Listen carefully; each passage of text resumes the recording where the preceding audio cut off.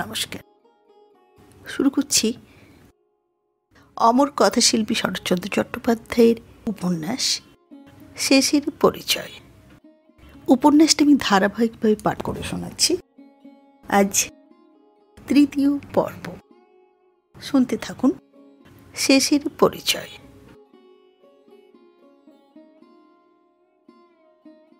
নতুন মা বলিলেন, রাজুকে চিনতে পারলে না?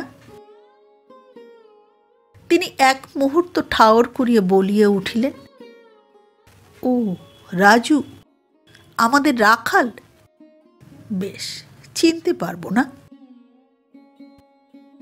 রাখাল পূর্বেকার প্রথা মতো হেঁট হইয়া নমস্কার করিল। রমণীবাবু তাহার হাতটা ধরিয়া ফেলিলেন, বলিলেন, এতকাল একবার দেখা দিতে নেই হে। বেশ, যা হোক সব। কিন্তু কি সর্বনাশ করলে মেয়েটা।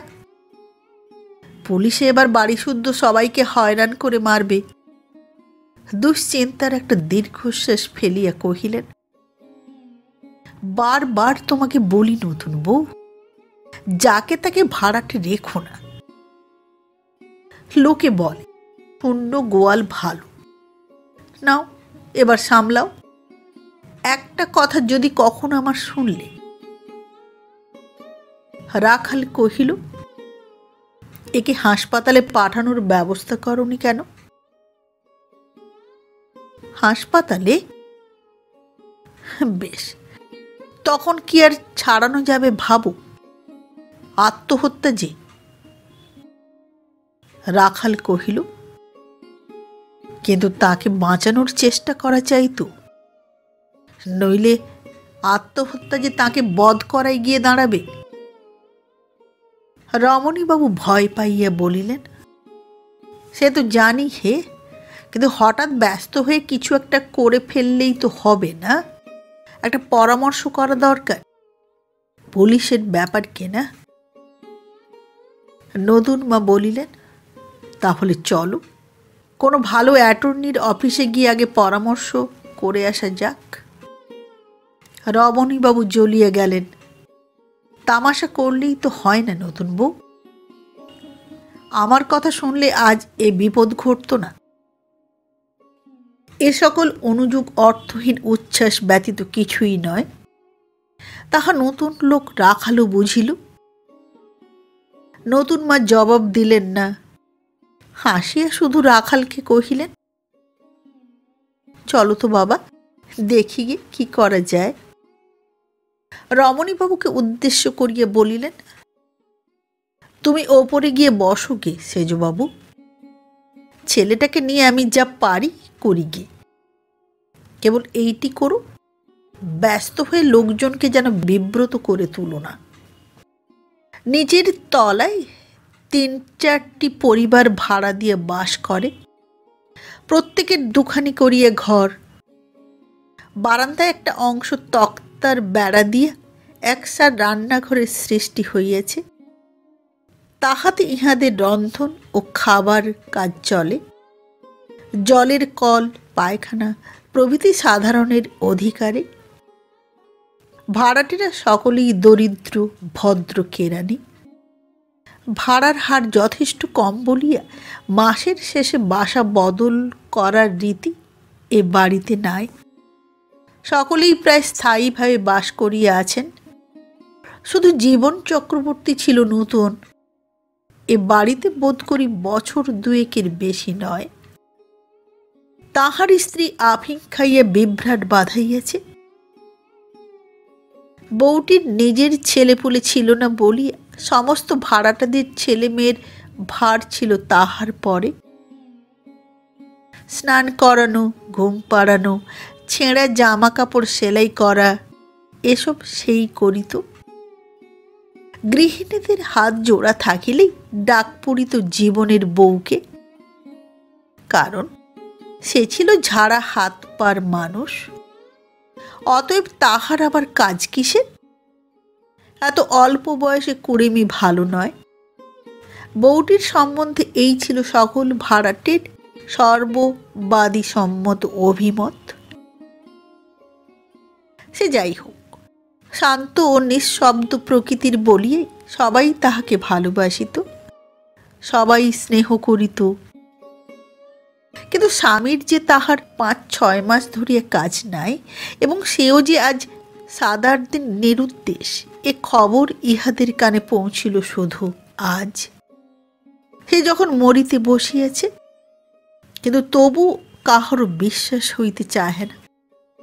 জীবনের বউ যে আফিং খাইতে পারে, এ যেন সকলের স্বপ্নের অগোচর। রাখালকে লইয়া নতুন মা যখন তাহার ঘরে ঢুকিলেন, তখন সেখানে কেহ ছিল না।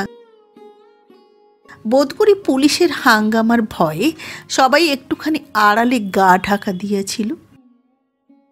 ঘরখানি যেন দৈন্যের প্রতিমূর্তি। দেয়ালের কাছে 2খানি ছোট জলচৌকি, একটির উপরে 2খানি পিতল কাঁসার বাসন ও অন্যটির উপরে একটি টিনের তোরঙ্গ। অল্প মূল্যের 1খানি তক্তপোষের উপরে জীর্ণ শয্যায় পড়িয়া বউটি। তখনও জ্ঞান ছিল। পুরুষ দেখিয়া শিথিল হাতখানি মাথায় তুলিয়া আঁচলটুকু টানিয়া দিবার চেষ্টা করিল। নতুন মা বিছানার একধারে বসিয়া আর্দ্র কণ্ঠে কহিলেন, কেন এ কাজ করতে গেলে মা? আমাকে সব কথা জানাওনি কেন? হাত দিয়া তাহার চোখের জল মুছাইয়া দিলেন। বলিলেন, সত্যি করে বলো তো মা, কতটুকু আফিং খেয়েছ, কখন খেয়েছ? এখন সাহস পাইয়া অনেকেই ভিতরে আসিতেছিল। পাশের ঘরের পৌরা স্ত্রীলোকটি বলিল, পয়সা তো বেশি ছিল না মা, বোধহয় সামান্য একটুখানি খেয়েছে, আর খেয়েছে বোধহয় বিকেল বেলায়। আমি যখন জানতে পারলুম তখনও কথা কইছিল। রাখাল নাড়ি দেখিল, হাত দিয়ে চোখের পাতা তুলিয়া পরীক্ষা করিল। বলিল, বোধহয় ভয় নেই নতুন মা, আমি একখানা গাড়ি ডেকে আনি, হাসপাতালে নিয়ে যাই। বউটি মাথা নাড়িয়ে আপত্তি জানাইল। রাখাল বলিল, এভাবে মরে লাভ কি বলুন তো? আর আত্মহত্যার মতো পাপ নেই, তা কি কখনো শোনেননি? যে স্ত্রীলোকটি বলিতেছিল বাড়িতে ডাক্তার আনিয়া চিকিৎসার চেষ্টা করা উচিত, রাখাল তাহার জবাবে নতুন মাকে দেখাইয়া কহিল, ইনি যখন এসেছেন তখন টাকার জন্যে ভাবনা নেই।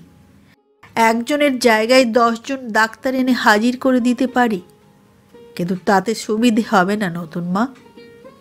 আর হাসপাতালে নিয়ে গিয়ে প্রাণটা যদি ওর বাঁচানো যায়, পুলিশের হাত থেকে দেহটাকেও বাঁচানো যাবে, এ ভরসা আপনাদের আমি দিতে পারি। নতুন মা সম্মত হইয়া বলিলেন, তাই করো বাবা, গাড়ি আমার দাঁড়িয়েই আছে, তুমি নিয়ে যাও। তাহার আদেশে একজন দাসী সঙ্গে গিয়ে পৌঁছাইয়া দিতে রাজি হইল। নতুন মা রাখালের হাতে কতকগুলো টাকা গুঁজিয়ে দিলেন। সন্ধ্যা শেষ হইয়াছে। আসন্ন রাত্রির প্রথম অন্ধকারে রাখাল অর্ধ সচেতন এই অপরিচিতা বধূটিকে জোর করিয়া গাড়িতে তুলিয়া হাসপাতালের উদ্দেশ্যে যাত্রা করিল। পথের মধ্যে উজ্জ্বল গ্যাসের আলোকে এই মরণ পথযাত্রী নারীর মুখের চেহারা তাহার মাঝে মাঝে চোখে পড়িয়া মনে হইতে লাগিল, যেন ঠিক এমনটি সে আর কখনো দেখে নাই। তাহার জীবনে মেয়েদের সে অনেক দেখিয়েছে, নানা বয়সের, নানা অবস্থার, নানা চেহারার। একহারা, দোহারা, তেহারা, চারহারা, খ্যাংরা কাঠির ন্যায়, ঢ্যাঙা, বেটে, কালো, সাদা, হলদে, পাউশুটে, চুলবালা, চুল ওঠা, পাশ করা, ফেল করা, গোল ও লম্বা মুখের, এমন কত। আত্মীয়তার ও পরিচয়ের ঘনিষ্ঠতায় অভিজ্ঞতা তাহার পর্যাপ্তেরও অধিক। এদের সম্বন্ধে এই বয়সে তাহার আদেখলে পনা ঘুচিয়েছে। ঠিক বৃত্তৃষ্ণা নয়, একটা চাপা অবহেলা কোথায় তাহার মনের এক কোণে অত্যন্ত সঙ্গোপনে পুঞ্জিত হইয়া উঠিতেছিল। কাল তাহাতে প্রথমে ধাক্কা লাগিয়েছিল নতুন মাকে দেখিয়া। 13 বৎসর পূর্বেকার কথা সে প্রায় ভুলিয়েই ছিল, কিন্তু সেই নতুন মা যৌবনের আরেক প্রান্তে পা দিয়া কাল যখন তাহার ঘরের মধ্যে গিয়ে দেখা দিলেন, তখন সকৃতজ্ঞ চিত্তে আপনাকে সংশোধন করিয়া এই কথাটাই মনে মনে বলিয়াছিল যে নারীর সত্যকার রূপ যে কত বড় দুর্লভ দর্শন তাহা জগতের অধিকাংশ লোকে জানেই না। আজ গাড়ির পথে আলো আঁধারের ফাঁকে ফাঁকে মরণাপন্ন এই মেয়েটিকে দেখিয়া ঠিক সেই কথাটাই সে আরেকবার মনে মনে আবৃত্তি করিল। বয়স 19-20, সাজসজ্জা আভরণহীন দরিদ্র ভদ্র গৃহস্থের মেয়ে। অনশন ও অর্ধাসনে পাণ্ডুর মুখের পরে মৃত্যুর ছায়া পড়িয়াছে, কিন্তু রাখালের মুগ্ধ চক্ষে মনে হইল মরণ যেন এই মেয়েটিকে একেবারে রূপের পারে পৌঁছাইয়া দিয়েছে, কিন্তু ইহা দেহের অক্ষুণ্ণ সুষমায় না অন্তরের নীরব মহিমায় রাখাল নিঃসংশয়ে বুঝিতে পারিল না। হাসপাতালে সে তার যথাসাধ্য সাধ্যেরও অধিক করিবে সংকল্প করিল, কিন্তু এই দুঃখ সাধ্য প্রচেষ্টার বিফলতার চিন্তায় করুণায় তার চোখের জল আসিয়া পড়িল। হঠাৎ সঙ্গিনী স্ত্রীলোকটির কাঁধের উপর হইতে মাথাটা টলিয়া পড়িতেছিল। রাখাল সসভ্যস্তে হাত বাড়াইয়াই তৎক্ষণাৎ নিজেকে সামলাইয়া ফেলিল। এই অপরিচিতার তুলনায় তাহার কত বড় ঘরের মেয়েদেরই না এখন মনে পড়িতে লাগিল। সেখানে রূপের লোলুপতায় কি উগ্র অনাবৃত ক্ষুধা, দীনতার আচ্ছাদনে কত বিচিত্র আয়োজন, কত মহার্ঘ প্রসাধন, কি তার অপব্যয়, পরস্পরের ঈর্ষা কাতর নেপথ্য আলোচনায় কি জ্বালাই না সে বারবার চোখে দেখিয়েছে। আর এই সমাজের আরেক প্রান্তে এই নিরাভরণ বধূটি, এই কুণ্ঠিত স্ত্রী, এই অদৃষ্টপূর্ব মাধুর্য, ইহাই কি অহংকৃত আত্মম্ভরিতায় তাহারা উপহাসে কলুষিত করিবে? সে ভাবিতে লাগিল, কি জানি দায়গ্রস্ত কোন ভিখারি মাতা পিতার কন্যায়ে, কোন দুর্ভাগা কাপুরুষের হাতে ইহাকে তাহারা বিসর্জন দিয়েছিল। কি জানি কতদিনের অনাহারে এই নির্বাক মেয়েটি আজ ধৈর্য হারাইয়াছে, তথাপি যে সংসার তাহাকে কিছুই দেয় নাই, ভিক্ষা পাত্র হাতে তাহাকে দুঃখ জানাইতে চাহে নাই। যতদিন পারিয়াছি মুখ বুজিয়ে তাহারই কাজ তাহারই সেবা করিয়েছে। হয়তো সে শক্তি আর নাই, সে শক্তি নিঃশেষিত, তাই কি আজ এ ধিক্কারে বেদনায় অভিমানে তাহারই কাছে নালিশ জানাইতে চলিয়াছে? যে বিধাতা তার রূপের পাত্র উজাড় করিয়ে দিয়ে একদিন ইহাকে এ সংসারে পাঠাইয়াছিলেন। কল্পনার জাল ছিঁড়িয়া গেল। রাখাল চকিত হইয়া দেখিল হাসপাতালের আঙিনায় গাড়ি এসে থামিয়াছে। স্ট্রেচারের জন্য ছুটিতে ছিল, কিন্তু মেয়েটি নিষেধ করিল। অবশিষ্ট সমগ্র শক্তি প্রাণপণে সজাগ করিয়া তুলিয়া সে ক্ষীণ কণ্ঠে কহিল, আমাকে তুলে নিয়ে যেতে হবে না, আমি আপনিই যেতে পারব। এই বলিয়া সে সঙ্গিনীর দেহের পরে ভর দিয়া কোনো মতে টলিতে টলিতে অগ্রসর হইল। এখানে বউটি কি করিয়া বাঁচিল, কি করিয়া আইনের উপদ্রব কাটিল, রাখাল কি করিল, কি দিল, কাহাকে কি বলিল, এ সকল বিস্তারিত বিবরণ অনাবশ্যক। 3-4-5 পরে রাখাল কহিল, কপালে দুঃখ যা লেখা ছিল তা ভোগ হলো, এখন বাড়ি চলুন। মেয়েটি শান্ত কালো চোখ দুটি মেলিয়া নিঃশব্দে চাহিয়া রহিল, কোনো কথা বলিল না। রাখাল কহিল, এখানকার শিক্ষিত সুসভ্য সাম্প্রদায়িক বিধি নিয়মে আপনার নাম হলো মিসেস চকারবর্তী। কিন্তু এ অপমান আপনাকে করতে পারবো না। অথচ মুশকিল এই যে কিছু একটা বলে ডাকাও তো চাই। শুনিয়া মেয়েটি একেবারে সোজা সহজ গলায় বলিল, কেন, আমার নাম যে সারদা, কিন্তু আমি কত ছোট, আমাকে আপনি বললে আমার বড় লজ্জা করে। রাখাল হাসিয়া বলিল, করার কথাই তো, আমি বয়সে কত বড়, তাহলে যাবার প্রস্তাবটা আমাকে এইভাবে করতে হয়? সারদা, এবার তুমি বাড়ি চলো। মেয়েটি জিজ্ঞাসা করিল, আমি আপনাকে কি বলে ডাকবো? নাম তো করা চলে না। রাখাল বলিল, না চললেও উপায় আছে। আমার পৈতৃক নাম রাখাল, রাখাল রাজ। তাই ছেলেবেলায় নতুন মা ডাকতেন রাজু বলে। এর সঙ্গে একটা বাবু জুড়ে দিয়ে তো অনায়াসে ডাকা চলে সারদা। মেয়েটি মাথা নাড়িয়ে বলিল, ও একই কথা। আর গুরুজনেরা যা বলে ডাকেন তাই হয় না। আমাদের দেশে ব্রাহ্মণকে বলে দেবতা, আমিও আপনাকে দেবতা বলে ডাক। ইহ, বলো কি! কিন্তু ব্রাহ্মণত্ব আমার যে কানাকুড়ি নেই সারদা। নেই থাক, কিন্তু দেবতার তো 16 আনায় আছে। আর ব্রাহ্মণের ভালো মন্দের আমরা বিচার করি নে, করতেও নেই। জবাব শুনিয়ে বিশেষ করিয়া বলার ধরনটায় রাখাল মনে মনে একটু বিস্মিত হইল। সারদা পল্লীগ্রামের কোনো এক দরিদ্র ব্রাহ্মণের মেয়ে, সুতরাং যতটা অশিক্ষিতা ও অমার্জিতা বলিয়া সে স্থির করিয়া রাখিয়াছিল, ঠিক ততটা এখন মনে করিতে পারিল না। আরেকটা বিষয় তাহার কানে বাজিল, পল্লীগ্রামে শূদ্ররাই সাধারণত ব্রাহ্মণকে দেবতা বলিয়া সম্বোধন করে। তাহার নিজের গ্রামেও ইহার প্রচলন আছে, কিন্তু ব্রাহ্মণ কন্যার মুখে এ যেন তাহার কেমন কেমন ঠেকিল। তবে এক্ষেত্রে বিশেষ কোনো অর্থ যদি মেয়েটির মনে থাকে তো সে স্বতন্ত্র কথা। কহিল, বেশ, তাই বলেই ডেকো, কিন্তু এখন বাড়ি চলো, এরা আর তোমাকে এখানে রাখবে না। মেয়েটি অধমুখে নিরুত্তরে বসিয়া রহিল।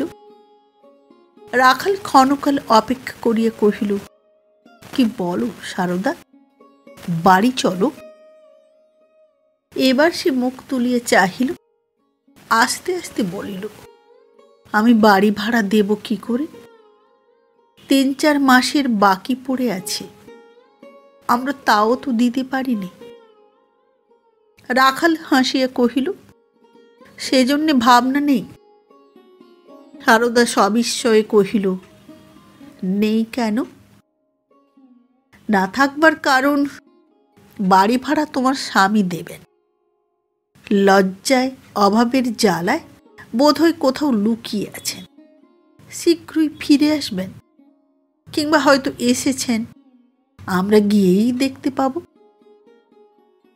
না, তিনি আসেননি। না, এসে থাকলেও আসবেন নিশ্চয়।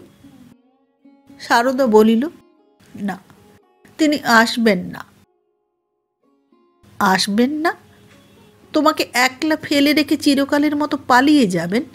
হে কি কখনো হতে পারে? নিশ্চয় আসবেন। না। না, তুমি জানলে কি করে? আমি জানি। তাহার কণ্ঠস্বরের প্রগাঢ়তায় তর্ক করিবার কিছু রহিল না। রাখাল স্তব্ধভাবে কিছুক্ষণ বসিয়া থাকিয়া বলিল, তাহলে হয় তোমার শ্বশুর বাড়ি নয় তোমার বাপের বাড়িতে চলো, আমি পাঠাবার ব্যবস্থা করে দেব। মেয়েটি নিঃশব্দ নতমুখে বসিয়া রহিল, উত্তর দিল না। রাখাল এক মুহূর্ত অপেক্ষা করিয়া বলিল, কোথায় যাবে? শ্বশুর বাড়ি? মেয়েটি ঘাড় নাড়িয়া জানাইল, না। তবে কি বাপের বাড়ি যেতে চাও? সে তেমনি মাথা নাড়িয়ে জানাইল, না। রাখাল অধীর হইয়া উঠিল, সে তো বড় মুশকিল। এখানকার বাসাতেও যাবে না, শ্বশুর বাড়িতেও যাবে না, বাপের ঘরেও যেতে চাও না, কিন্তু চিরকাল হাসপাতালে থাকবার তো ব্যবস্থা নেই সারদা, কোথাও যেতে হবে তো। প্রশ্নটা শেষ করিয়ে সে দেখিতে পাইল মেয়েটির হাঁটুর কাছে অনেকখানি কাপড় চোখের জলে ভিজিয়া গেছে, এবং এই জন্যই সে কথা না কহিয়া শুধু মাথা নাড়িয়েই এতক্ষণ প্রশ্নের উত্তর দিতেছিল। ও কি সারদা, কাঁদছ কেন? আমি অন্যায় তো কিছু বলিনি। শুনিবা মাত্র সে তাড়াতাড়ি চোখ মুছিয়া ফেলিল, কিন্তু তখনই কথা কহিতে পারিল না। রুদ্ধ কণ্ঠ পরিষ্কার করিতে সময় লাগিল। কহিল, আমি ভাবতে আর পারিনি, আমাকে মরতেও কেউ দিলে না। রাখাল মনে মনে অসহিষ্ণু হইয়া উঠিতেছিল, কিন্তু শেষ কথাটাই বিরক্ত হইল। এ অভিযোগটা যেন তাহাকে। তথাপি কণ্ঠস্বর পূর্বের মতোই সংযত রাখিয়া বলিল, মানুষে একবারই বাধা দিতে পারে সারদা, বারবার পারে না। যে মরতেই চায় তাকে কিছুতেই বাঁচিয়ে রাখা যায় না। আর ভাবতেই যদি চাও, তারও অনেক সময় পাবে। এখন বরঞ্চ বাসায় চলো, আমি গাড়ি ডেকে এনে তোমাকে পৌঁছে দিয়ে আসি। আমার আরও তো অনেক কাজ আছে। খোঁচাগুলি মেয়েটি অনুভব করিল কিনা বোঝা গেল না। রাখালের মুখের পানে চাহিয়া বলিল, আমি যে ভাড়া দিতে পারবো না দেবতা। না পারো দিও না। আপনি কি মাকে বলে দেবেন? রাখাল কহিল, না, ছেলেবেলায় বাবা মারা গেলে তোমার মতো নিঃসহায় হয়ে আমিও একদিন তার কাছে ভিক্ষে চাইতে যাই। ভিক্ষে কি দিলেন জানো? যা প্রয়োজন, যা চাইলাম সমস্ত। তারপরে হাত ধরে শ্বশুরবাড়িতে নিয়ে এলেন, অন্ন দিয়ে, বস্ত্র দিয়ে, বিদ্যে দান করে আমাকে এত বড় করলেন। আজ তাঁরই কাছে যাব পরের হয়ে দয়ার আর্জি পেশ করতে? না, তা করব না। যা করা উচিত তিনি আপনি করবেন, কাউকে তোমার সুপারিশ ধরতে হবে না। মেয়েটা অনেকক্ষণ মৌন থাকিয়া প্রশ্ন করিল, আপনাকে কখনো তো এ বাড়িতে দেখিনি। রাখাল জিজ্ঞাসা করিল, তোমরা কতদিন এ বাড়িতে এসেছ? প্রায় 2 বছর। রাখাল কহিল, এর মধ্যে আমার আসার সুযোগ হয়নি।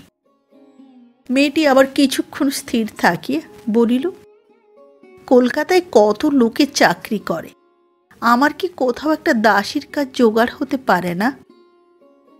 রাখাল বলিল, পারে, কিন্তু তোমার বয়স কম, তোমার উপর উপদ্রব ঘটতে পারে। তোমাদের ঘরের ভাড়া কত? সারদা কহিল, আগে ছিল 6 টাকা, কিন্তু এখন দিতে হয় শুধু 3 টাকা। রাখাল জিজ্ঞাসা করিল, হঠাৎ কমে গেল কেন? বাড়িওয়ালাদের তো এ স্বভাব নয়। সারদা বলিল, জানি নে, বোধহয় ইনি কখনো তার দুঃখ জানিয়ে থাকবেন। রাখাল লাফাইয়া উঠিল, বলিল, তবেই দেখো, আমি বলছি তোমার ভাবনা নেই, তুমি চলো। আচ্ছা, তোমার খেতে পড়তে মাসে কত লাগে? সারদা চিন্তা না করিয়াই কহিল, বোধহয় আরো 3-4 টাকা লাগবে। রাখাল হাসিল, কহিল, তুমি বোধহয় একবেলা খাবার কথাই ভেবে রেখেছ সারদা, কিন্তু তাও কুলোবে না। সারদা কহিল, তাও কুলোবে না? রাখাল হাসিল, আচ্ছা, তুমি কি বাংলা লেখাপড়া জানো না? সারদা কহিল, জানি, আমার হাতের লেখাও বেশ স্পষ্ট। রাখাল খুশি হইয়া উঠিল, কহিল, তাহলে তো কোনো চিন্তাই নেই, তোমাকে আমি লেখায় এনে দেব। যদি নকল করে দাও, তোমাকে 10, 15, 20 টাকা পর্যন্ত আমি স্বচ্ছন্দে পাইয়ে দিতে পারবো। কিন্তু যত্ন করে লিখতে হবে, বেশ স্পষ্ট আর নির্ভুল হওয়া চাই। কেমন, পারবে তো? সারদা প্রত্যুত্তরে শুধু মাথা নাড়িল, কিন্তু আনন্দে তাহার সমস্ত মুখ উদ্ভাসিত হইয়া উঠিল। দেখিয়া রাখালের আরেকবার চমক লাগিল। অন্ধকার গৃহের মধ্যে আকস্মিক বিদ্যুৎ দীপালোকে এই মেয়েটির আশ্চর্য রূপে যেন সে একটা অত্যাশ্চর্য মূর্তির সাক্ষাৎ লাভ করিল। রাখাল কহিল, যাই, এবার গাড়ি ডেকে আনি গে। মেয়েটি বলিল, হ্যাঁ আনুন, আর আমার ভাবনা নেই। বোধহয় এই জন্যেই আমি যেতে পেলাম না, ভগবান আমাকে ফিরিয়ে দিলেন। রাখাল গাড়ি আনিতে গেল। ভাবিতে ভাবিতে গেল, সারদা আমাকে বিশ্বাস করিয়াছে। একদিকে এই কটি টাকা, আরেকদিকে তুলনা করিতে পারে এমন কিছুই তাহার মনে পড়িল না। বাসায় পৌঁছিয়া রাখাল নতুন মার সন্ধানে উপরে গিয়া শুনিল তিনি বাড়ি নাই। কখন এবং কোথায় গিয়েছেন দাসী খবর দিতে পারিল না। কেবল এইটুকু বলিতে পারিল যে বাড়ির মোটরখানা আস্তা বলেই পড়িয়া আছে, সুতরাং হয় তিনি আর কোনো গাড়ি পথের মধ্যে ভাড়া করিয়া লইয়াছেন, না হয় পায়ে হাঁটিয়াই গেছেন। রাখাল উদ্বিগ্ন হইয়া জিজ্ঞাসা করিল, সঙ্গে কে গেছে?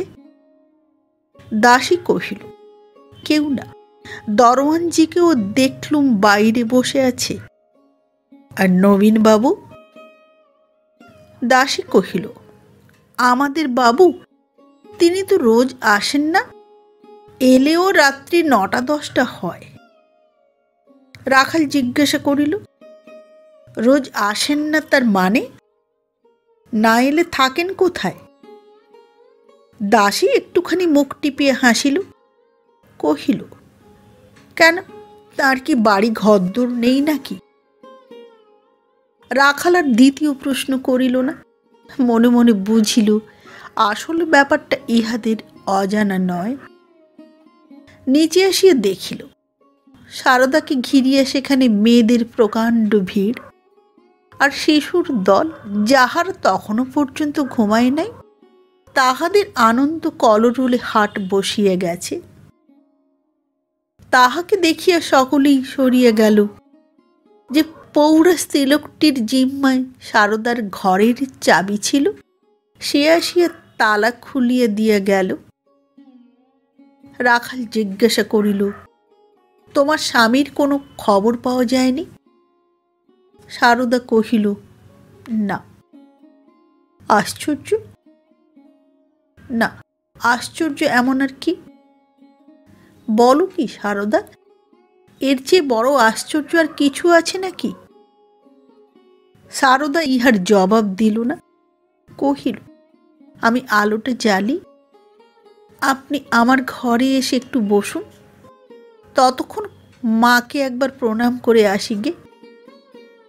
রাখাল কহিল, মা বাড়ি নেই, কোথাও গেছেন বোধ করি। সারদা কহিল, নেই, হয় কালীঘাটে নয় দক্ষিণেশ্বরে, এমন প্রায়ই যান, কিন্তু এখনই ফিরবেন। আমি আলোটা জ্বালি, হাত মুখ ধোবার জল এনে দিই, একটু বসুন, আমার ঘরে আপনার পায়ের ধুলো পড়ুক। রাখাল সহাস্যে কহিল, পায়ের ধুলো পড়তে বাকি নেই সারদা, সে আগেই পড়ে গেছে। সারদা বলিল, সে জানি, কিন্তু সে আমার অজ্ঞানী, আজ সজ্ঞানে পড়ুক, আমি চোখে দেখি। রাখাল কি বলিবে ভাবিয়া পাইল না। কথাটা অভাবনীয় নয়, অবাক হইবার মতও নয়। সে তাহাকে মৃত্যু মুখ হইতে বাঁচাইয়াছে এবং বাঁচিবার পথ দেখাইয়া দিয়াছে মেয়েটি পল্লীগ্রামের যত অল্প শিক্ষিতই হোক, তাহার সকৃতজ্ঞ চিত্ত তলে এমন একটি সকরুণ প্রার্থনা নিতান্তই স্বাভাবিক। কিন্তু কথাটির জন্য তো নয়, বলিবার অপরূপ বিশিষ্টতা রাখাল অত্যন্ত বিস্ময় বোধ করিল এবং বহু পরিচিত রমণীর মুখ ও বহু পরিচিত কণ্ঠস্বর তাহার চক্ষের পলকে মনে পড়িয়া গেল। একটু পরে বলিল, আচ্ছা আলো জ্বালো, কিন্তু আজ আমার কাজ আছে, কাল পরশু আবার আমি আসব। আলো জ্বালা হইলে সে ক্ষণকালের জন্য ভিতরে আসিয়া তক্তপোষে বসিল, পকেট হইতে কয়েকটা টাকা বাহির করিয়া পাশে রাখিয়া দিয়া কহিল, এটা তোমার পারিশ্রমিকের সামান্য কিছু আগাম সারদা। তো আমাকে দিয়ে আপনার কাজ চলে তবেই তো। প্রথমে হয়তো খারাপ হবে, কিন্তু আমি নিশ্চয় শিখে নেব। দেখবেন আমার হাতের লেখা। আনবো কালি কলম? বলিয়া সে তখনই উঠিতেছিল, কিন্তু রাখাল ব্যস্ত হইয়া বাধা দিল, না না, এখন থাক, আমি জানি তোমার হাতের লেখা ভালো, আমার বেশ কাজ চলে যাবে। সারদা একটুখানি শুধু হাসিল, জিজ্ঞাসা করিল, আপনার বাড়িতে কে কে আছেন দেবদা? রাখাল জবাব দিল, এখানে আমার তো বাড়ি নয়, আমার বাসা, আমি একলা থাকি। তাদের আনেন না কেন? রাখাল বিপদে পড়িল। এ প্রশ্ন তাহাকে অনেকেই করিয়াছে, জবাব দিতে সে চিরদিনই কুণ্ঠা বোধ করিয়াছে। ইহার উত্তরে বলিল, শহরে আনা কি সহজ? সহজ যে নয় এ কথা মেয়েটি নিজেই জানে। হয়তো তাহারও কোনো পল্লী অঞ্চলের কথা মনে পড়িল। একটু চুপ করিয়া থাকিয়া জিজ্ঞাসা করিল, এখানে কে তবে আপনার কাজ করে দেয়? রাখাল বলিল, ঝি আছে। রাঁধে কে? বামুন ঠাকুর। রাখাল সহাস্যে কহিল, তবেই হয়েছে, সামান্য একটি প্রাণীর রান্নার জন্য একটা গোটা বামুন ঠাকুর? আমি নিজেই করে নিই। কুকার বলে একটা জিনিসের নাম শুনেছ? তাতে আপনি রান্না হয়, শুধু খাবার সামগ্রীগুলি সাজিয়ে রেখে দিলেই হলো। সারদা বলিল, আমি জানি। তারপরে খাওয়া হয়ে গেলে ঝি মেজে ধুয়ে রেখে দিয়ে যায়। সে আর কি কি কাজ করে? রাখাল কহিল, যা দরকার সমস্ত করে দেয়। আমাকে কোনো কিছু ভাবতে হয় না, আমি তাকে বলি না নেই। তোমার আজ কি খাওয়া হবে বলো তো? ঘরে জিনিসপত্র তো কিছু নেই, দোকান থেকে আনিয়ে দিয়ে যাব। সারদা বলিল, না, আজ আমার সকলের ঘরে নেমন্তন্ন, কিন্তু আপনাকে গিয়ে তো রান্নার চেষ্টা করতে হবে। রাখাল কহিল, না, হবে না, যে করবার সে করে রেখেছে। সারদা কহিল, আচ্ছা ধরুন, যদি তার অসুখ হয়ে থাকে? না, হয়নি, তার বুড়ো হাড় খুব মজবুত, তোমাদের মতো অল্পে ভেঙে পড়ে না। সারদা কহিল, কিন্তু দৈবাতের কথা তো বলা যায় না, হতেও তো পারে। তাহলে? রাখাল হাসিয়া বলিল, তাহলেও ভাবনা নেই। আমার বাসার কাছেই ময়রার দোকান, সে আমাকে ভালোবাসে, কষ্ট পেতে দেয় না। সারদা কহিল, আপনাকে সবাই ভালোবাসে। তখনই বলিল, আপনি চা খেতে খুব ভালোবাসেন। কে তোমাকে বললে? আপনি নিজেই সেদিন হাসপাতালে বলছিলেন, আপনার মনে নেই? অনেকক্ষণ তো কিছু খাননি, তৈরি করে আনবো, একটুখানি বসবেন। কিন্তু চায়ের ব্যবস্থা তো তোমার ঘরে নেই, কোথায় পাবে? সে আমি খুব পাবো, বলিয়া সারদা দ্রুতপদে উঠিয়া যাইতেছিল। রাখাল তাহাকে নিষেধ করিয়া বলিল, এমন সময় চা আমি খাই নে সারদা, আমার সহ্য হয় না। তবে কিছু খাবার আনিয়ে দিই। দেব? অনেকক্ষণ কিছু খাননি, নিশ্চয় আপনার খুব খিদে পেয়েছে। কিন্তু কে এনে দেবে? তোমার তো লোক নেই। সারদা কহিল, আছে, হারু আমার খুব কথা শোনে, তাকে বললেই ছুটে যাবে। বলিয়েই সে আবার তেমনি ব্যস্ত হইয়া উঠিতে যাইতেছিল। কিন্তু এবারও রাখাল বারণ করিল। সারদা জিদ করিল না বটে, কিন্তু তাহার বিষণ্ণ মুখের পানে চাহিয়া রাখালের আবার সেই সকল বহু পরিচিত মেয়েদের মুখ মনে পড়িল। ইহাদের মধ্যে তাহার অনেক আনাগোনা, অনেক জানাশোনা, অনেক সভ্যতা ভদ্রতার দেনা পাওনা। কিন্তু ঠিক এই জিনিসটি সে যেন অনেক দিন হইল ভুলিয়া আছে। তাহার নিজের জননীর স্মৃতি অত্যন্ত ক্ষীণ।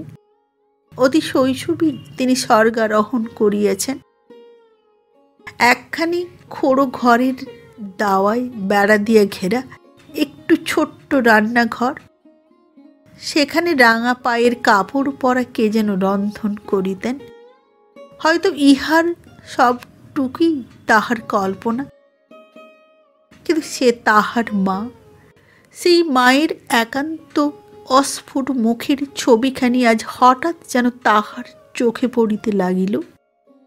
মনের ভিতরটা কেমন ধারা করিয়া উঠিতে সে তাড়াতাড়ি উঠিয়া দাঁড়াইয়া বলিল, কিছু মনে করো না সারদা, আজ আমি যাই। আবার যেদিন সময় পাব আমি নিজে চেয়ে তোমার চা, তোমার জলখাবার খেয়ে যাব। সারদা গলবস্ত্রে প্রণাম করিয়া বলিল, আমার লেখার কাজটা কবে এনে দেবেন? এর মধ্যেই একদিন দিয়ে যাব। আচ্ছা। তথাপি কিসের জন্য সে যেন ইতস্তত করিতেছে অনুমান করিয়া রাখাল জিজ্ঞাসা করিল, তুমি আর কিছু বলবে? সারদা ক্ষণকাল মৌন থাকিয়া ধীরে ধীরে কহিল, প্রথমে হয়তো আমার ঢের ভুল হবে, আপনি কিন্তু রাগ করবেন না। রাগ করে আমাকে ফেলে দিলে আর আমার দাঁড়াবার জায়গা নেই। তাহার সভয় কণ্ঠের সকাতর প্রার্থনায় করুণায় বিগলিত হইয়া রাখালে বলিল, না সারদা, আমি রাগ করব না, তুমি কিন্তু শিখে নেবার চেষ্টা করো। প্রত্যুত্তরে এবার সে শুধু মাথা নাড়িয়ে সায় দিল। তারপরে চুপ করিয়া দাঁড়াইয়া রহিল। ফিরিবার পথটা রাখাল হাঁটিয়াই চলিল। ট্রামের গাড়িতে অনেকের মধ্যে গিয়ে বসিতে আজ তাহার কিছুতেই ইচ্ছা হইল না। সে গরিব লোক, উল্লেখ করিবার মতো বিদ্যার পুঁজিও নাই, নাম করিবার মতো আত্মীয় স্বজনও নাই। তবুও সে যে এই শহরের বহু গৃহে বহু সম্ভ্রান্ত পরিবারে আপনজন হইয়া উঠিতে পারিয়াছিল সে কেবল তাহার নিজের গুণে। তাহাদের স্নেহ সহৃদয়তার অভাব ছিল না, অনুকম্পাও প্রচুর ছিল, কিন্তু অন্তর্নিহিত একটা অনির্দিষ্ট উপেক্ষার ব্যবধানে কেহ তাহাকে এর চেয়ে কাছে টানিয়ে কোনোদিন লয় নাই। কারণ সে ছিল শুধু রাখাল, তার বেশি নয়। ছেলে টেলে পড়ায়, মেশে টেশে থাকে। সেটা কোনোখানে না জানিলেও তাহার বাসার ঠিকানায় বরানুগমনের আমন্ত্রণ লিপির ডাক যোগে অনেক আসে। প্রীতিভোজের নিমন্ত্রণের নাম তাহার বাদ যায় না, এবং না গেলে সেদিনে না হোক দুদিন পরেও এ কথা তাহাদের মনে পড়ে। কাজের বাড়িতে তাহার অনুপস্থিতি বস্তুতই বড় বিষদৃশ্য। জীবনে অনেক বিবাহের ঘটকালি সে করিয়াছে, অনেক পাত্র পাত্রী খোঁজিয়া বাছিয়ে দিয়েছে। সে পরিশ্রমের সীমা নাই। হর্ষাপ্লুত পিতা মাতা সাধুবাদে দুই কান পূর্ণ করিয়া তাহাকে বলিয়াছে, রাখাল বড় ভালো লোক, রাখাল বড় পরোপকারী, কৃতজ্ঞতার পারিতোষিক এমনি করিয়া চিরদিন এইখানেই সমাপ্ত হইয়াছে। এজন্য বিশেষ কোন অনুযোগ যে তাহার ছিল তাও নয়। শুধু কখনো হয়তো চাকরির নিষ্ফল উমেদারির দিনগুলা মাঝে মাঝে মনে পড়িত, কিন্তু সে এমনি বা কি। ভিড়ের মধ্যে চলিতে চলিতে আজ আবার বারবার সেই সকল বহু পরিচিত মেয়েদের কথা মনে পড়িতে লাগিল। তাহাদের পোশাক পরিচ্ছদ, হাবভাব, আলাপ আলোচনা, পড়াশোনা, হাসি কান্না, এমন কত কি, ব্যক্ত অব্যক্ত কত না চঞ্চল প্রণয়ী কাহিনী, মিলন বিচ্ছেদের কত না অশ্রুসিক্ত বিবরণ। কিন্তু রাখাল বেচারা বড় ভালো লোক, বড় পরোপকারী, ছেলে টেলে পড়ায়, মেশে টেসে থাকে। আর আজ কি বলিল সারদা? বলিল, দেবতা, আমার অনেক ভুল হবে, কিন্তু তুমি ফেলে দিলে আমার আর দাঁড়াবার স্থান নেই। হয়তো সত্যই নাই। কিংবা হঠাৎ তাহার ভারী হাসি পাইল। নিজের মনেই খিলখিল করিয়া হাসিয়া ফেলিয়া বলিল, রাখাল বড় ভালো লোক, রাখাল বড় পরোপকারী। পাশের অপরিচিত পথিক অবাক হইয়া তাহার মুখপানে চাহিয়া সেও হাসিয়া ফেলিল। লজ্জিত রাখাল আরেকটা গলি দিয়ে দ্রুত বেগে প্রস্থান করিল। বাসায় পৌঁছিয়া রাখাল দুইখানা পত্র পাইল। দুই বিবাহের ব্যাপার। একখানায় ব্রজবিহারী জানাইয়াছে রেণুর বিবাহ এখন স্থগিত রহিল এবং সংবাদটা নতুন বউকে যেন জানানো হয়। অন্যান্য কয়েকটা মামুলি কথার পরে তিনি চিঠির শেষের দিকে লিখিয়েছেন, নানা হাঙ্গামায় সম্প্রতি অতিশয় ব্যস্ত। আগামী শনিবারের বিকালের দিকে নিজে তোমার বাসায় গিয়ে সমুদয় বিষয় বিস্তারিত মুখে বলিব। দ্বিতীয় পত্র আসিয়াছে কর্তার নিকট হইতে, অর্থাৎ যাহার ছেলে মেয়েকে সে পড়ায়। ভাইপোর বিবাহ হঠাৎ স্থির হইয়াছে দিল্লিতে, কিন্তু অত দূরে যাওয়া তাহার নিজের পক্ষে সম্ভবপর নয় এবং তেমন বিশ্বাসী লোকও কেহ নাই। সুতরাং বরকর্তা সাজিয়া রাখালকেই রওনা হইতে হইবে। সামনের রবিবারে যাত্রা না করিলেই নয়, অতএব শীঘ্র আসিয়া দেখা করিবে। এই কয়দিনের কামাইয়ের জন্য যে তিনি ছেলে মেয়েদের পড়াশোনার ক্ষতির উল্লেখ করেন নাই, ইহাই রাখাল যথেষ্ট মনে করিল।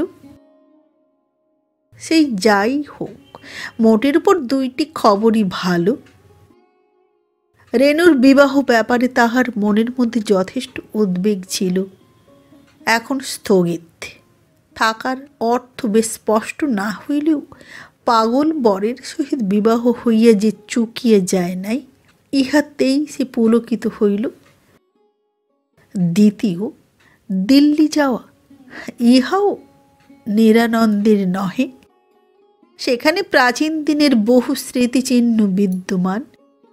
এতদিন সে সকল কথা কেবল পুস্তকে পড়িয়াছে ও লোকের মুখে শুনিয়াছে। এবার এই উপলক্ষে সমস্ত চোখে দেখা ঘটিবে। পরদিন সে চিঠি লইয়া নতুন মার সঙ্গে দেখা করিল। তিনি হাসি মুখে জানাইলেন, শুভ সংবাদ পূর্বাহ্নেই অবগত হইয়াছেন, কিন্তু বিস্তারিত বিবরণের অপেক্ষায় অনুক্ষণ অধীর হইয়া আছেন। একটা প্রবল অন্তরায় যে ছিল তাহা নিঃসন্দেহ। তথাপি কি করিয়া যে ওই শান্ত দুর্বল প্রকৃতির মানুষটি একাকী এত বড় বাধা কাটাইয়া উঠিল, তাহা সত্যি বিস্ময়কর। রাখাল কহিল, রেনু নিশ্চয়ই বাপের সঙ্গে যোগ দিয়েছিল নতুন মা, নইলে কিছুতে এ বিয়ে বন্ধ করা যেত না। নতুন মা আস্তে আস্তে বলিলেন, হতেও পারে বাবা। রাখাল জোর দিয়ে বলিল, কিন্তু আমি তো জানি, তুমি দেখে নিও মা, আমার অনুমানই সত্যি, সে নিজে ছাড়া হেমন্তবাবুকে কেউ থামাতে পারত না। নতুন মার তর্ক করিলেন না, বলিলেন, যাই হোক, শনিবার বিকালে আমিও তোমার ওখানে গিয়ে হাজির থাকবো রাজু, সব ঘটনা নিজের কানেই শুনব। আরও একটা কাজ হবে বাবা, আরেকবার তোমার কাকাবাবুর পায়ের ধুলো মাথায় নিয়ে আসতে পারবো। বিরক্ত মুখে বাহিরে আসিয়া গাড়ি ভাড়া করিতেছে। পাড়ার পিয়ন হাতে একখানা চিঠি দিল, লেখা তারকের। খুলিয়া দেখিল, সে বর্ধমানের কোনো এক পল্লী গ্রাম হইতে সেই হেডমাস্টারের খবর দিয়েছে এবং আসিবার পূর্বে দেখা করিয়া আসিতে পারেন নাই বলিয়া দুঃখ জানাইয়াছে। নতুন মা ও ব্রজবাবুকে প্রণাম নিবেদন করিয়াছে এবং পত্রের উপসংহারে আশা করিয়াছে অনতিকাল মধ্যেই দিন কয়েকের ছুটি লইয়া না বলিয়া চলিয়া আসার অপরাধে স্বয়ং গিয়া ক্ষমা ভিক্ষা করিবে। ইহাও লিখিয়েছে যে রেণুর বিবাহ বন্ধ হওয়ার সংবাদ সে জানিয়েই আসিয়াছে, কিন্তু টাকা তুলিতে অযথা বিলম্ব ঘটিল। রাখাল চিঠিটা পকেটে রাখে নিঃশ্বাস, যাক, ট্যাক্সি ভাড়াটা বাঁচল। পরদিন বিকালে রাখাল নতুন তোরঙ্গে কাপড় চোপড় গুছাইয়া তুলিতেছিল। ফিরিতে দিন 10 দেরি হইবে। নতুন মা আসিয়া উপস্থিত হইলেন। রাখাল প্রণাম করিয়া চৌকি অগ্রসর করিয়া দিল। তিনি বসিয়া জিজ্ঞাসা করিলেন, কাল রাত্রেই তোমাদের যেতে হবে বুঝি বাবা? হ্যাঁ মা, কালই সবাইকে নিয়ে রওনা হতে হবে। ফিরতে দিন আসতে দেরি হবে বোধ হয়। হ্যাঁ মা, 8-10 দিন লাগবে। নতুন মা ক্ষণকাল মৌন থাকিয়া জিজ্ঞাসা করিলেন, কটা বাজল রাজু? রাখাল দেওয়ালের ঘড়ির পানে চাহিয়া বলিল, 5টা বেজে গেছে। আমার ভয় ছিল আপনার আসতেই হয়তো বিলম্ব হবে, কিন্তু আজ কাকাবাবুই দেরি করছেন। দেরি হোক বাবা, তিনি এলেই বাঁচি।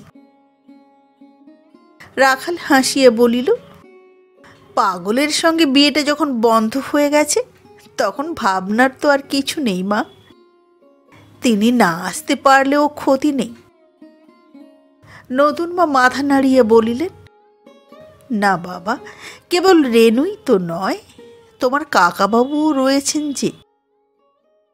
আমি কেবলই ভাবি, ওই নিরীহ শান্ত মানুষটি না জানি একলা কত লাঞ্ছনা, কত উৎপীড়নই সহ্য করেছেন।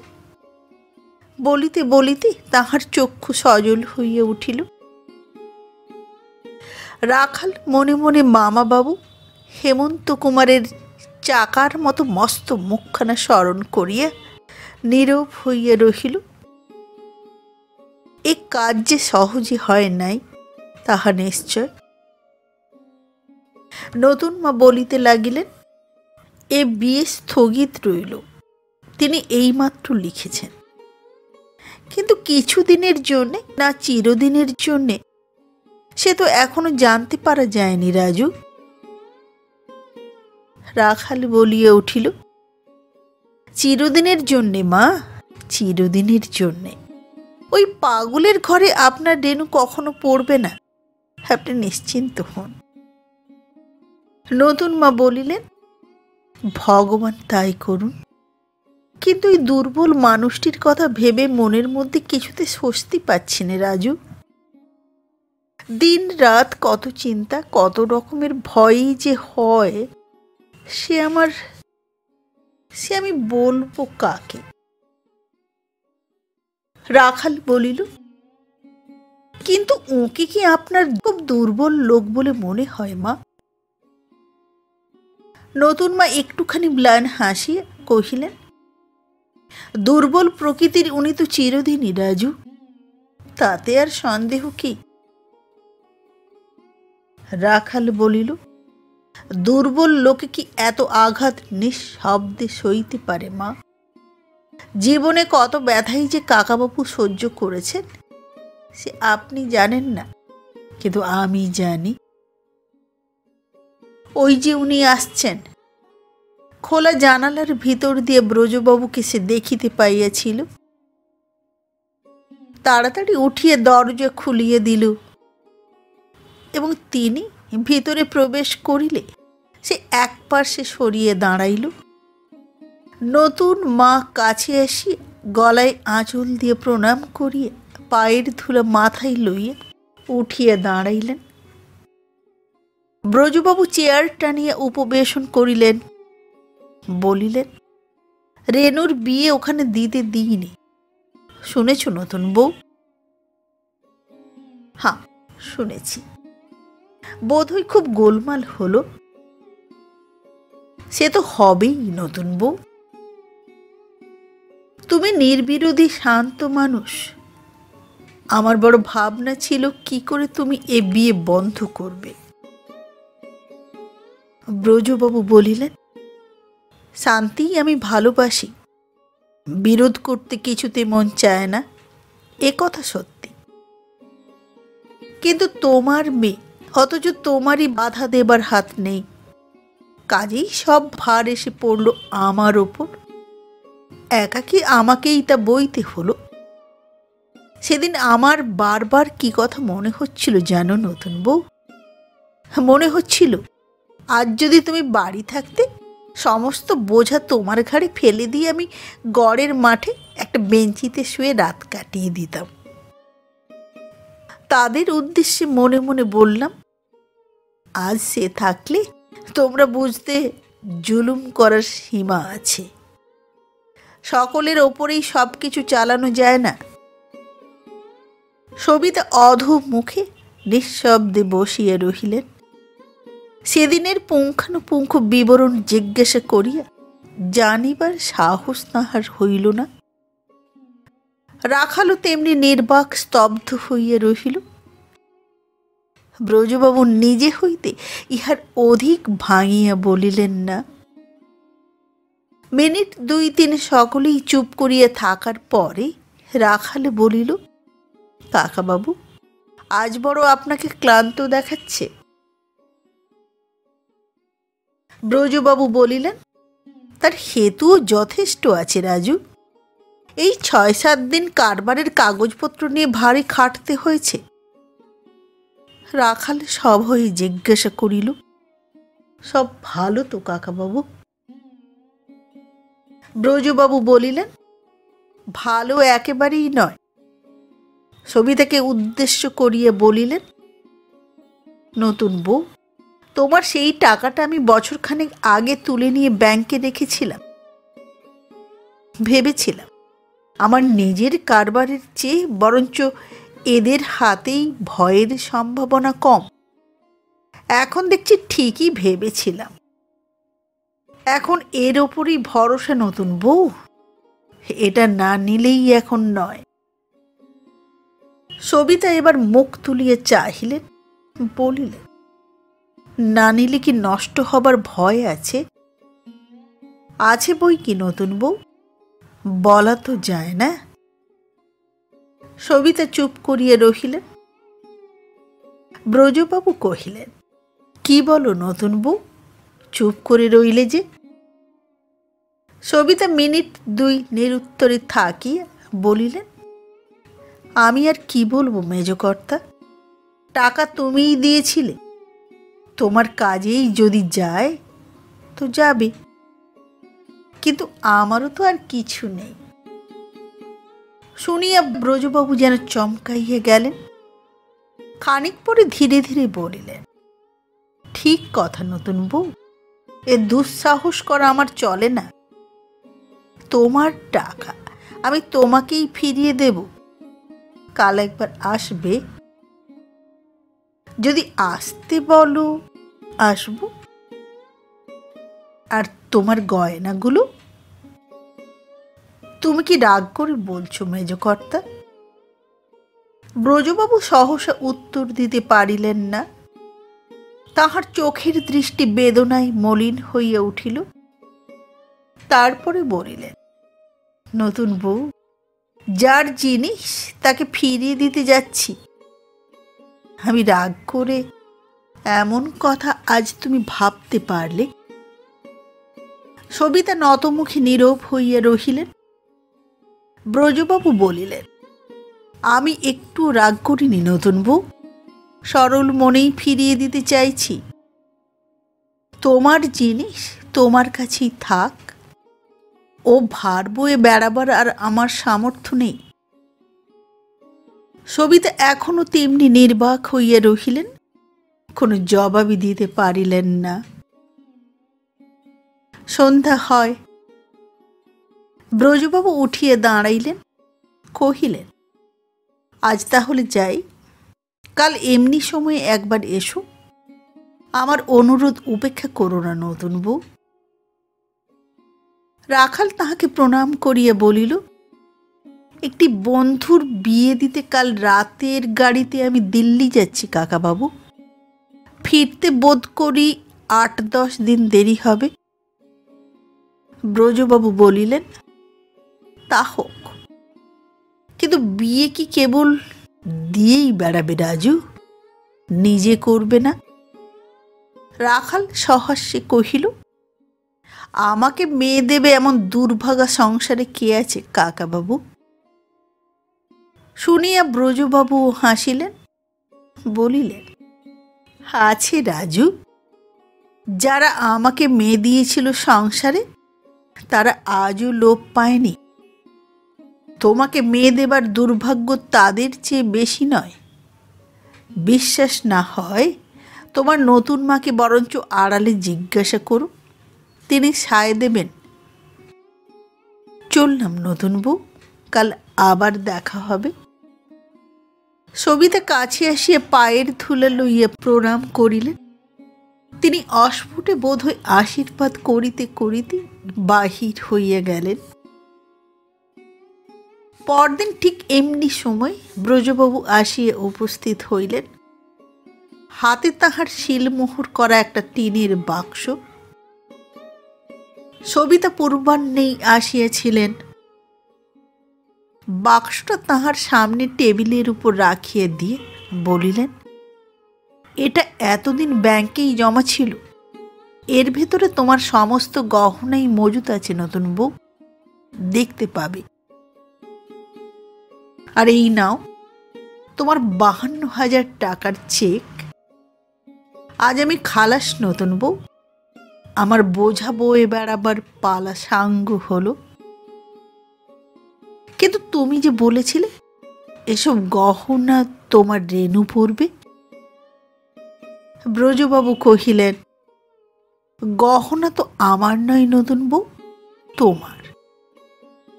যদি সেদিন কখনো আসে তাকে তুমিই দিও। রাখাল বারে বারে ঘড়ির প্রতি চাহিয়া দেখিতেছিল। ব্রজবাবু তাহা লক্ষ্য করি বলিলেন, তোমার বোধ করি সময় হয়ে এলো রাজু। রাখাল সলজ্জে স্বীকার করিয়া বলিল, ও বাড়ি হয়ে সকলকে নিয়ে স্টেশনে যেতে হবে কিনা। তবে আমি উঠি, কিন্তু ফিরে এসে একবার দেখা করো রাজু। এই বলিয়ে তিনি উঠিয়ে দাঁড়াইলেন। হঠাৎ কথাটা মনে পড়াই কহিলেন, কিন্তু আজ তো তোমার নতুন মার একলা যাওয়া উচিত নয়। কেউ পৌঁছে না দিলে। রাখাল বলিল, একলা নয় কাকাবাবু, নতুন মার দারোয়ান নিজের মোটর সমস্ত মোড়েই দাঁড়িয়ে আছে। ও আছে, বেশ বেশ। নতুন বউ, যাই তাহলে। সবিতা কাছে এসিয়া কালকের মতো প্রণাম করিয়ে পায়ের ধুলা লইলেন। আস্তে আস্তে বলিলেন, আবার কবে দেখা পাবো মেজকর্তা? যেদিন বলে পাঠাবে আসবো। কোনো কাজ আছে কি নতুন বউ? না, কাজ কিছুই নেই। ব্রজবাবু হাসিয়ে বলিলেন, শুধু এমনিই দেখতে চাও? এই প্রশ্নের জবাব কি? সবিতা ঘাড় হেট করিয়া রহিলেন। ব্রজবাবু বলিলেন, আমি বলি, এসবের প্রয়োজন নেই নতুন বউ।